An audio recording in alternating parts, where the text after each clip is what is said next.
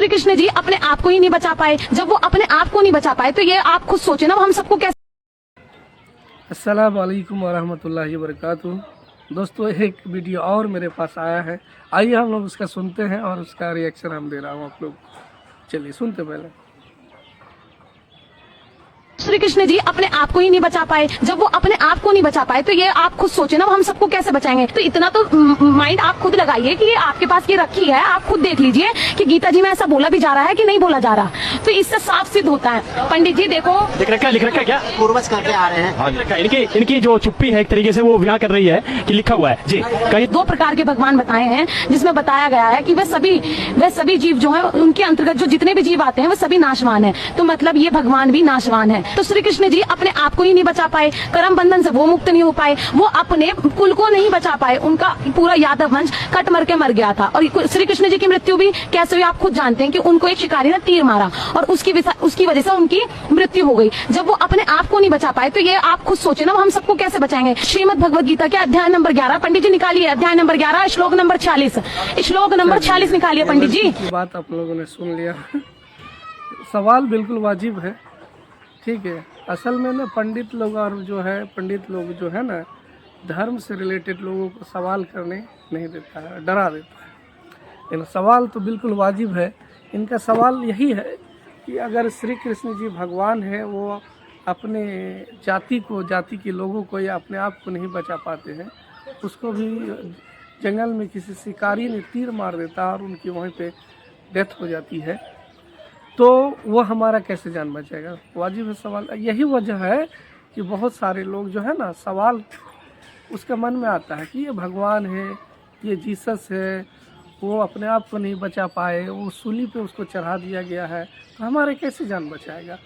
तो एथियस्ट बन जाते हैं लोग, ठीक है। तो नास्तिक, जिसको हिंदी में कहते हैं नास्तिक, तो नास्तिक बनने का यही वजह है। इसीलिए इस्लाम में ना पूरी डिटेल से अल्लाह के बारे में बताया गया है। उसके लिए मैं आपको बताना चाहूँगा कि कुरान की एक आयत है जिसको हम टेस्ट मनी कह सकते हैं, सूरा इखलास, जिसमें अल्लाह तबारक तआला ने खुद का डेफिनेशन बताया है। और एक ऐसा डेफिनेशन है जिसमें बातिल माबूद जिसकी पूजा की जाती है अल्लाह को छोड़कर, वो इस आयत करीमा में, कुरान की सूरा इखलास में पास हो ही नहीं सकता है। मैं आपको बताता हूँ। पहला, कुल हु अल्लाहु अहद, अल्लाह तबारक तआला कहता है अल्लाह के रसूल को कह दीजिए कि वो एक है। कौन है? अल्लाह एक है। अब दुनिया में देखिए कितने लोग हैं जो अपने आप को कहते हैं कि हम भगवान हैं। तो इस टेस्ट में भी फेल हो रहा है सभी लोग। दूसरा, कुल हु अल्लाहु अहद, कुल हु अल्लाहु अहद अल्लाहुस समद, अल्लाह बेनियाज है। ये जो है ना आयत करीमा ऐसी है जिसमें कोई बातिल माबूद कहिए या जो झूठे खुदा है, झूठे माबूद है, वो पास हो ही नहीं सकता है। अल्लाहुस समद, अल्लाह बेनियाज है। बेनियाज का मतलब अल्लाह को किसी चीज़ की भी ज़रूरत नहीं है, यहाँ तक कि अल्लाह को खाने की भी ज़रूरत नहीं, हमारी और आपकी इबादत की भी ज़रूरत नहीं। हम अगर कहते हैं अल्लाहु अकबर, अल्लाह सबसे बड़ा है, तो क्या अल्लाह बड़ा हो जाता? नहीं। अगर नहीं बोलेंगे तो क्या अल्लाह छोटा हो जाएगा? बिल्कुल नहीं। तो अल्लाह को हमारी इबादत की भी ज़रूरत नहीं है, अल्लाह ताला को खाने की पीने की ज़रूरत नहीं है, अल्लाह ताला को जो है बीवी की ज़रूरत नहीं होती है। और जितने भी मैं किसी धर्म के आस्था जो इसमें रखती है उसका मैं नाम नहीं लूँगा, लेकिन आप इस पर वो फिट कराइए कि कोई भी जो अपने आप को कह रहा है ये भगवान है, अल्लाह है, तो उसको फिट कराइए इसके ऊपर। क्या उसे किसी चीज़ की ज़रूरत नहीं, तो आपको ज़्यादातर मिलेगा कि उनको ज़रूरत थी, उनकी बीवी थी, उनको खाने पीने की भी ज़रूरत होती थी, हर चीज़ की ज़रूरत होती थी। तो अल्लाह बेनियाज है, उनको किसी चीज़ की ज़रूरत नहीं होती है। अल्लाहुस समद लम यलिद वलम यूलद, वो किसी का बाप नहीं है, ना ही वो किसी का बेटा है।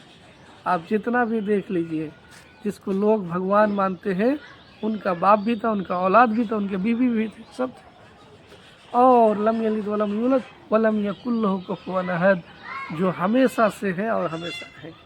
कौन है? एक ऐसा हस्ती बताइए, ये तो और ख़तरनाक आयत है, जो हमेशा से है, हमेशा से है और हमेशा रहेगा।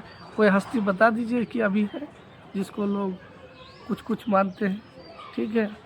تو یہ آیت ایسا ہے جس میں اللہ کے علاوہ کوئی پاس ہو ہی نہیں سکتا ہے.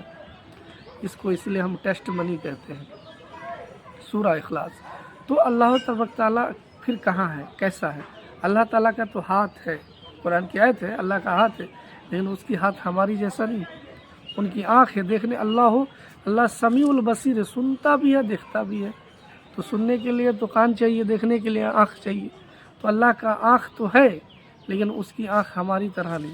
ہماری آنکھ یہ جو پردہ ہے، پردہ کے پیچھے کیا ہے ہمیں دکھائی نہیں دیتا، لیکن اللہ تعالیٰ کالی رات میں کالی پہاڑ کے اوپر کالی رنگ کی چیٹی اگر چلتی ہے تو ان کی آہٹ کو بھی اللہ تبارک تعالیٰ سنتا ہے اور ان کو دیکھتا بھی ہے. ٹھیک ہے، تو اللہ کا آنکھ تو ہے لیکن ہماری جیسا نہیں. ٹھیک ہے، اللہ کا ہاتھ ہے لیکن ہماری جیسا نہیں. اللہ کا کان ہے لیکن ہماری جیسا نہیں.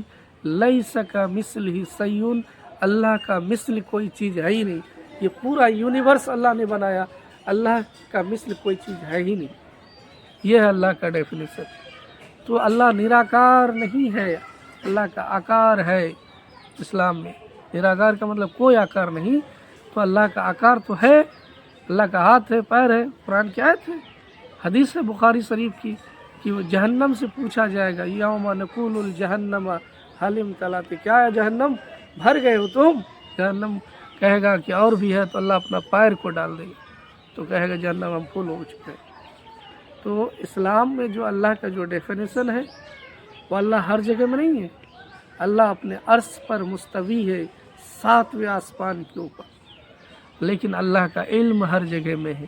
اس 7ویں زمین کے نیچے کیا ہے، اللہ کو اس کا علم ہے. اللہ ہر جگہ میں نہیں ہے، کیونکہ اللہ اگر ہر جگہ میں ہے یہ بات مان لیا جائے تو کیا سور کے پیٹ میں اللہ ہے، کیا گندی نالی میں اللہ ہے؟ نعوذ باللہ من ذالک.